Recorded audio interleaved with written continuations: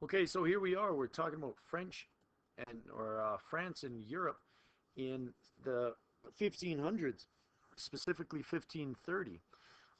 When we talk about Europe at the time, we have to talk about the Silk Road. Now, the Silk Road was a way to get goods and different things that they didn't have in Europe, such as silk and different spices, from China and India and all around here to Italy over here and to all of France and to all of Europe, really. So they could do this by land, and they could come over here and then go through here and either go through Greece, or they could continue this way, or they could do it by boat. So they could go through here and then up and then around and up through here, and then they would be stuck right here. So they tried to go around. Sometimes they would go this way, and it would take a long time. They would come up through Africa and then continue on this same path here. They would continue through here and then get to China. But as you can tell, this would take a very, very long time. So this was the Silk Road because silk was coming from China. So, silk. There you go. The Silk Road. Now, there was a lot of dangers along the Silk Road because, as you can imagine, there was a lot of people that you would meet. Now, those people could steal anything that you had. So if you were starting over here in China and you wanted to ship something this way, for instance, silk, you would have to take a very big risk because you wouldn't start in China and take the trip the whole way yourself. It's too long of a journey. So you would pass people along and they would pass it along and they would pass it along and pass it along. But each time people would charge money to pass it to the next place so that they would make a profit. So this was very expensive. So the people in France and Europe wanted to find a shorter route. So to find a shorter route, they started here and they went this way, thinking that this did not exist. Right here. Canada did not exist. So they thought that if they went this way, they would show up right over here in China, on the water, of course.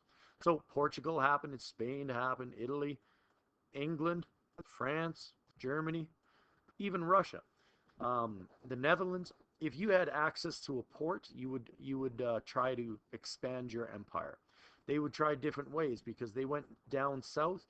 They discovered Cuba and Florida and the United States. So they figured that if they went north, maybe they could get around all this landmass. So they started to head up here. This is when Canada was discovered. So they tried going through the St. Lawrence River, which didn't happen because, of course, there's land at the end of the St. Lawrence River. So they tried to go up and they tried to go through here and then they froze. So that didn't work. So the French arrived here in Gaspé in 1534. Now, we're going to talk about imperialism a little bit. We've talked about this in class. Imperialism involves colonies. Now, colonies are the individual countries. If there are numerous countries, then you have numerous colonies. If there's one, it's one colony. So colonies, colony. The home country. Let's say that this is France. Okay? France. France will control each one of these colonies.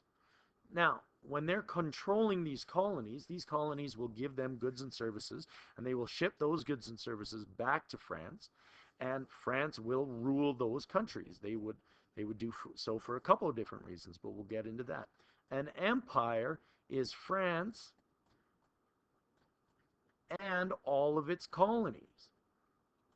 So the colony would be one thing here, the home country would be France, and the empire would be all of the colonies and France together. I hope that's clear. Now, the reasons that we talked about why they would go economics. Now, economics is an important reason why they would go. Now, goods like fur and wood were taken back from Canada and brought back to France. Now, France, when they first initially discovered Canada, there was a lot of forest there. It's not like the plains and the cities that we live in today. There was just a lot of wood and wooded forests. So when France saw it, they thought they found a gold mine because they saw the wood that we would take back. Now, this wood was very good wood, and they could use that for different different materials back home, but most importantly, shipbuilding because of all the wars that they needed. So they could build ships and they could build different things that would help their economy. So economics or money was very important to imperialism. It was actually the number one reason. Economics was money. It was the number one reason. Another one, competition. Competition was very important. Now, if competition gives you power and prestige over other countries, it's the ooh la la factor. If England is all fancy because they have other countries and they have extra wood and they have extra furs and they have extra diamonds and gold and silver, they start to be very proud of their nation. Now France wanted to match that as well. So did Spain, Portugal, Germany, etc., etc., etc. So the power and the prestige was a big thing. Competition with other countries was also important at the time. So they're doing it, we need to as well. So just because another country was doing it, they jumped off the bridge. It seemed like a good idea at the time. You didn't want one country becoming much more powerful than any other country in Europe because they were constantly at war and always in competition with each other. The third reason, religion. Now, religion was a key part of their society. They wanted to specifically Catholicism, but in the 1500s and later on, they were starting to spread into Anglicanism and Protestantism and a whole bunch of different religions.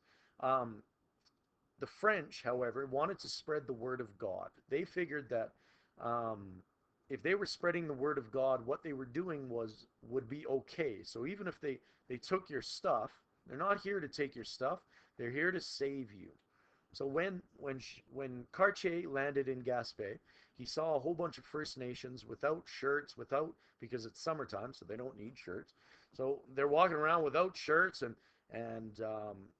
they don't speak any language that they've ever heard of, and they don't have a religion of sorts that the French understood. So they viewed these people as savages, as kind of a caveman society. Uh, because of this savages in the caveman society, religion could save them. So they would spread the word of God and save these savages from themselves while taking their stuff. And the stuff was just kind of an added bonus because one of their reasons was religion. Now, we all know that this isn't true. Economics was the number one reason, but it's nice to justify it through religion. The fourth final reason, curiosity. What's out there? What's going on? The Renaissance is a rebirth. It got away from religion at the time, controlled most thoughts. So they thought the earth was, there's debate whether they thought the earth was flat. They didn't really, but that's the tale out there. They did, however, think that the sun revolves around the earth. Now, when this was disproven, they start to question other things such as and it started to change the way people thought. The Renaissance is a great topic for grade 8, and you get into the Renaissance a lot. It changed art, it changed a lot of thinking, and it changed travel as well. But science was a big thing, and it started to ask why and what else is out there. So what else is out there? They found other land that they didn't know was out there. They didn't know that North America was there. They didn't know that there was so much gold and stuff there. So curiosity was a big reason why they wanted to find other land. They wanted to find out what was in their world. Now, the final thing we're going to talk about in this video, imperialism versus mercantilism. Now, imperialism is the countries, so it's rules as in colonies. Um, I'll type this because it'll be faster. Colonies, well, goods are, mercantilism is taking fur, and that's a lot of trade. So colonies is a good example of imperialism, where we put our government onto you, where mercantilism is just trading and just taking the goods from their home country and Im importing those goods from the home country back to, sorry, from the colony back to the home country.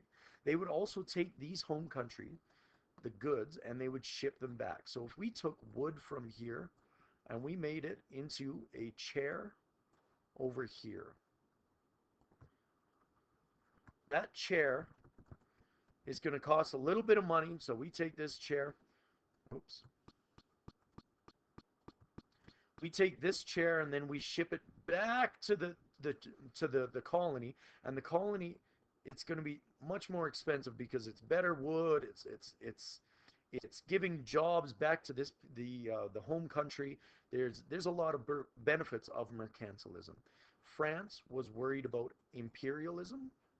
England was worried about mercantilism at the beginning. So imperialism for France, England, sorry, that's supposed to be an N, England for mercantilism. So France, imperialism, England, mercantilism. Hope you enjoyed it.